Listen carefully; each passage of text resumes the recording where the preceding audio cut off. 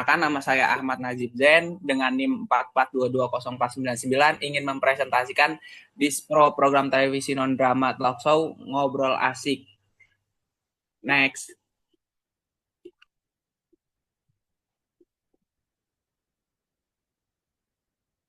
Desain program talk show Ngobrol Asik, obrolan serius tapi asik untuk dikupas. Judul acara obrolan asik. Judul ini dipilih karena mencerminkan karakter acara santai dekat dengan kehidupan sehari-hari, tapi tetap membahas isu yang bermakna. Kata ngobrol menunjukkan suasana non-formal seolah sedang bercakap santai di warung kopi, sedangkan asik menekankan bahwa walau topiknya serius, pembahasannya tetap ringan, lucu, dan menyenangkan. Judul ini mudah diingat, relate dengan anak muda, dan cocok untuk menarik penonton yang ingin belajar tanpa terasa sedang belajar. Latar belakang dari tema yang saya pilih ini, anak muda hari ini hidup dalam era serba cepat, informasi, ekspektasi, dan tekanan datang bertubi-tubi. Di balik layar media sosial yang tampak glamor, banyak dari mereka bergumul dengan overthinking, kebingungan arah hidup, hingga bumot. Sayangnya, tidak banyak ruang terbuka yang bisa menjadi tempat berkeluh kesah dan belajar bareng secara santai dan jujur. Talkshow Ngobrol Asik hadir untuk mengisi kekosongan itu, sebuah ruang dialog yang menghadirkan tawa, empati, dan perspektif baru. Konsep acara ini mengambil inspirasi dari obrolan tongkrongan digabung dengan wawasan dari narasumber yang berani tampil apa adanya. Tidak ada format baku, tidak ada penghakiman, hanya ngobrol tapi penuh makna. Tujuan kegiatan. Next. Secara umum, talkshow ini bertujuan untuk memberikan wadah diskusi yang fun tapi tetap reflektif untuk mahasiswa, mengangkat topik-topik personal dan psikologis yang sering dianggap remeh, menyuguhkan hiburan yang mengedukasi tanpa terkesan menggurui, mengasah kemampuan mahasiswa, dan menyelenggarakan event kreatif dan inklusif, mendorong audiens untuk lebih terbuka terhadap proses hidup yang tidak ideal. Tema besar mengapa hidup itu dibawa serius. Tema ini hadir sebagai bentuk refleksi terhadap kecenderungan masyarakat, khususnya generasi muda, yang terlalu menekan diri untuk menjadi sukses dalam waktu cepat. Dari kecil kita diajarkan bahwa hidup itu harus penuh target, harus sesuai jalur, harus punya pencapaian yang bisa dipamerkan. Tanpa sadar, hidup pun jadi terasa seperti lomba.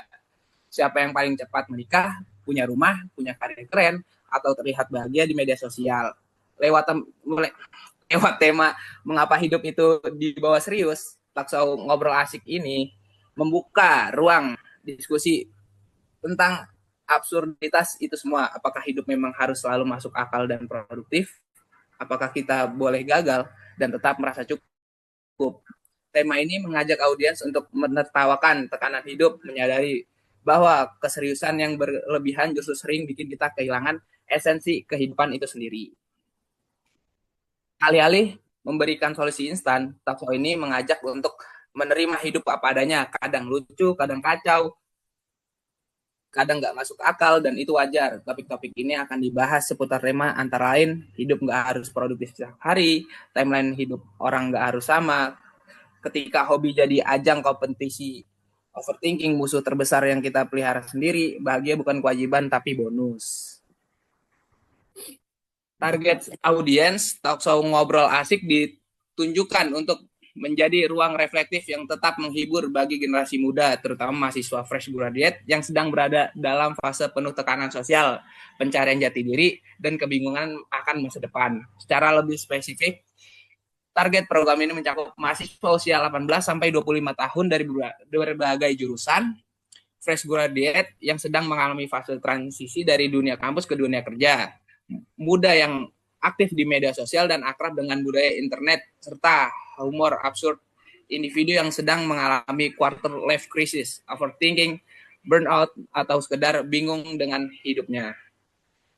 Konsep acara Ngobrol Asik ini akan dibawakan dengan format talkshow informal, diatur seperti tongkrongan di ruang santai. Host akan mengarahkan pembicaraan sambil sesekali melontarkan humor dan permainan kata.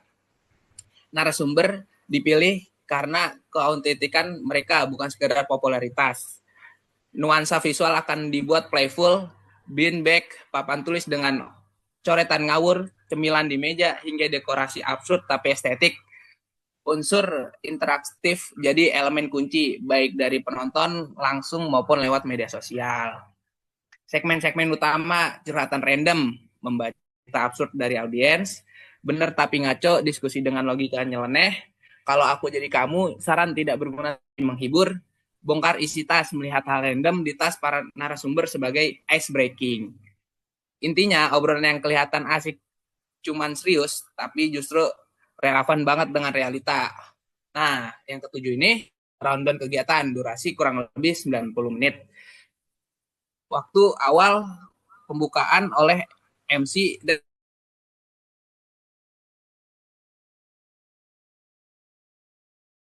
obrolan awal, tema dan topik hari ini, segmen curhat random, diskusi inti dipadu host, game interaktif dan tanya jawab penonton, segmen penutup, kalau aku jadi kamu, closing statement dan dokumentasi.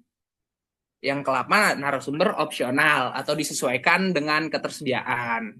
Untuk mendukung suasana talkshow yang santai namun tetap bermakna, narasumber yang didatangkan diharap memiliki karakter dan latar belakang sebagai berikut. Relatable dengan topik, memiliki pengalaman pribadi atau profesional yang sejalan dengan isu yang diangkat, seperti perjalanan hidup yang tidak linear, fase kehilangan arah, feeling loss, atau pengalaman menghadapi tekanan sosial. Gaya komunikasi santai dan terbuka, tidak kaku saat berbicara, nyaman membagikan cerita personal, dan bisa membangun koneksi emosional dengan audiens. Berwawasan dan open-minded, tidak menggurui, mampu melihat isu dari berbagai sudut pandang, serta nyaman berdiskusi di ruang informasi informal. Contoh usulan narasumber, alumni kampus, yang kini bekerja di industri kreatif, desain, musik, media sosial, dan lain-lain. Dan pernah merasa tersesat atau tidak cocok dengan jurusan semasa kuliah. Dosen muda atau non-formal yang menggunakan pendekatan psikologis atau humanistik dalam mengajar, serta mampu berbicara secara ringan dan penuh empati. Influencer lokal atau content creator yang secara konsisten membahas isu seputar mental health, self-assessment, hidup tidak harus sempurna, dan realita kehidupan anak muda. Konsep visual dan branding. Tampilan visual acara ini mengusung kesan nyantai tapi niat, tidak kaku, penuh elemen spontan, namun tetap ditata dengan konsep yang kuat. Suasana yang diciptakan seperti ruang tamu anak kos, berantakan secara estetika, jujur, dan sangat relate dengan realita hidup anak muda. Bantal random dengan tulisan absurd, cangkir kopi dengan quotes nyeleneh, lilin aromaterapi, tanaman plastik, karpet kusut atau jemuran kaos kaki, layar LCD atau TV mini vintage.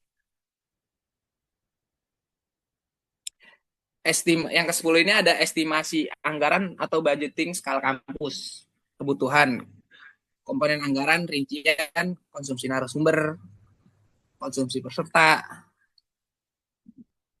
transport atau apresiasi, narasumber, dekorasi dan properti visual, cetak poster dan banner, dokumentasi, sound system dan LCD proyektor, merchandise, konsumsi panitia, dan dana cadangan.